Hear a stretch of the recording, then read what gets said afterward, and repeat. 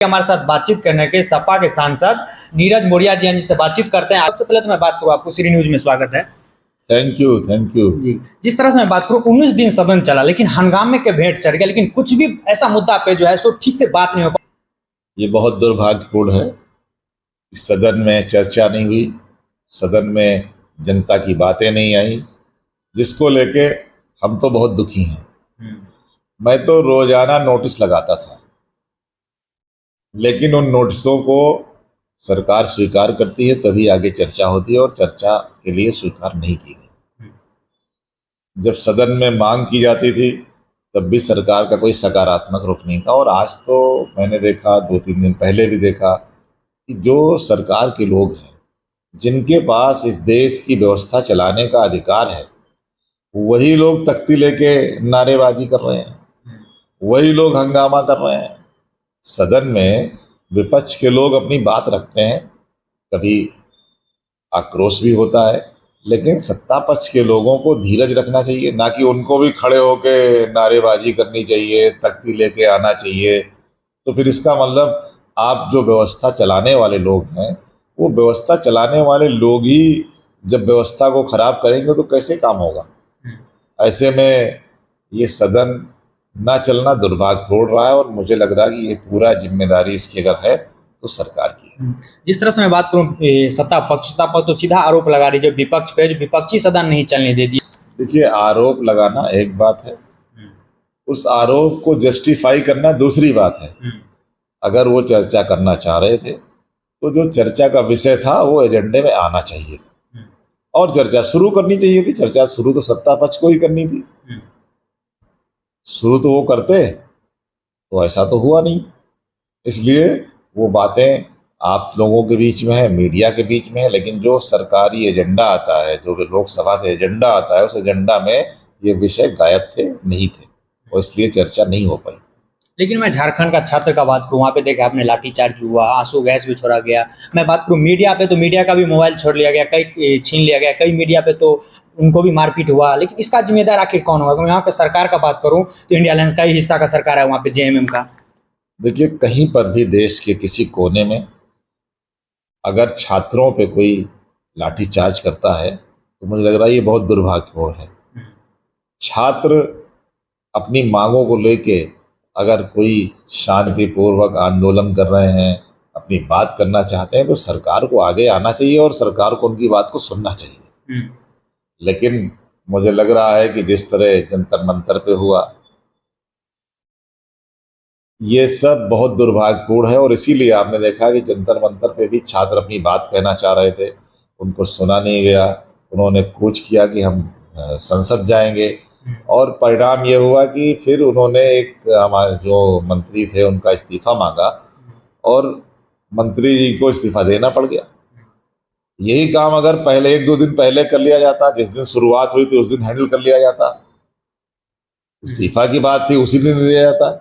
तो ये जो इतना लंबा चला, जिसमें लोगों को बाद में पुलिस ने लाठी चार्ज की, आंसू गैस छोड़े, ये सब, तो मुझे लग रहा है कहीं की सरकार हो, कोई भी सरकार हो, अगर कोई इस देश का नागरिक, इस देश के नौजवान अगर कोई अपनी बात रख रहे हैं तो उस बात को सुना जाना चाहिए, और सकारात्मक रूप से उसको सुनने के बाद उस पर कार्य भी करना चाहिए। लेकिन मैं वहाँ का सरकार का बात करूँ तो सरकार भी तो उसी तरह से कह रहे, कुछ ऐसा कदम सरकार देख रहे हैं। वहाँ का जेएमएम का सरकार है, छात्र वहाँ पे शांतिपूर्वक से वहाँ पे बैठ रहे थे, धरना प्रदर्शन कर रहे थे, अपनी मांग रख रहे थे, फिर भी वहाँ पे लाठीचार्ज हुआ, डंडे चार्ज हुआ वहाँ पे। फिर मैं बात करूँ तो आंसू गैस छोड़ा गया। मैं कई मीडिया का बात करूँ तो मीडिया पे भी देखा मारपीट हुआ, उनका मोबाइल छीन लिया गया। तो ये क्यों हो रहा है वहाँ पे? अब ये तो सरकार से पूछिए, जंतर मंतर पे जो हुआ, क्यों हुआ ऐसा? जंतर मंतर पे लाठीचार्ज क्यों करी गई? जंतर मंतर पे आंसू गैस के गोले यहाँ क्यों छोड़े गए जंतर मंतर पे? तो ये मैंने कहा, चाहे वो जंतर मंतर पे दिल्ली में हो, चाहे देश के किसी भी कोने में हो, इसको स्वीकार नहीं किया जा सकता। जो भी सरकार जहाँ पर है उसको उनसे बात करनी चाहिए, और झारखंड की सरकार को भी बात करनी चाहिए छात्रों से। किसी मीडिया के बंधु का मोबाइल तोड़ दिया जाए, किन्हीं बच्चों पे लाठीचार्ज कर दिया जाए, मुझे लग रहा है ये लोकतंत्र में इसका स्थान नहीं है। 20 दिन सदन चला, कुछ मुद्दा पे बहस नहीं हुआ। क्या लगता है कुछ और आगे कुछ बात हो पाएगा, या चंदा चोरी का बात हो या छात्र का बात हो, किस तरह से आप लोग उठाएंगे और कैसे उनको फायदा मिलेगा? सरकार को सकारात्मक रवैया अपनाते हुए हम्म, सबसे वार्ता करनी चाहिए हम्म, और हट छोड़ के कोई जिद न करें कि हम इनकी बात को नहीं सुनेंगे। जो बातें सर विपक्ष की तरफ से आ रही हैं हम्म, उनको सकारात्मक रूप से लेते हुए चर्चा के लिए तैयार रहना चाहिए और चर्चा करा देना चाहिए। सदन उठ गया है, फिर चाहे तो बुला लें। हम्म, ये सरकार को पहल करनी पड़ेगी। अगर सरकार इसमें पहल करती है तो हम भी उसका धन्यवाद भी करेंगे, सरकार का स्वागत भी करेंगे कि वो पहल करें, एजेंडा में लाएं, पहले दिन से लाएं कि आज इस विषय पर चर्चा होगी जो मांग हो रही है। तो मुझे लग रहा है सब कुछ ठीक हो सकता है, लेकिन ये वो उनको करना है, करेंगे कि नहीं करेंगे हम नहीं जानते। जिस तरह से आप बात करें थोड़ा विधानसभा का बात नहीं, क्योंकि सामने कुछ ही महीना में 2027 में विधानसभा चुनाव भी होने वाली है। तो सपा का मैं बात करूँ तो किस तरह से रणनीति है इस बार विधानसभा, क्योंकि लोकसभा का बात करूँ तो बहुत अच्छा रहा, विधानसभा में क्या सत्ता का राजनीति है, वो सपा का राजनीति रहेगी इस बार? समाजवादी पार्टी ने उत्तर प्रदेश के अंदर जो पीड़ित है, दुखी है, अपमानित है, ऐसे पीडीए के लोगों को जोड़ के उनको साथ लेके राजनीति कर रही है।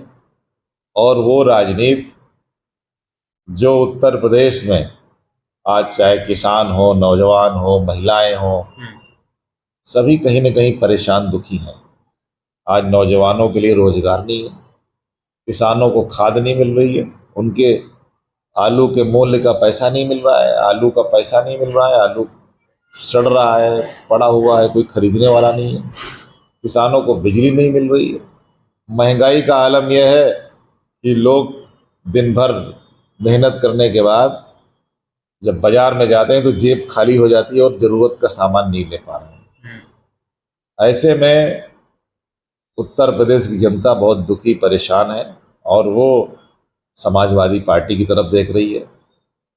ऐसे में हम सब लोग जनता के बीच में जा रहे हैं, जनता की बातें सुन रहे हैं और जनता को ये विश्वास भी दिलाते हैं कि आपने जिस तरह 24 में हमारा साथ दिया, 27 में साथ दीजिए, हम आपकी समस्याओं का समाधान करेंगे, हम आपकी लड़ाई लड़ रहे हैं, ऐसा हम लोग कर रहे हैं।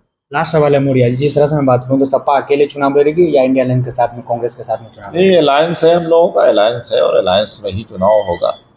एक साथ में चुनाव होगा। हाँ बिल्कुल। चलिए, बहुत बहुत शुक्रिया। ये थे हमारे साथ सपा सांसद नीरज मौर्य जी। वीडियो जर्नलिस्ट अमन के साथ दीपक झा, श्री न्यूज़, दिल्ली।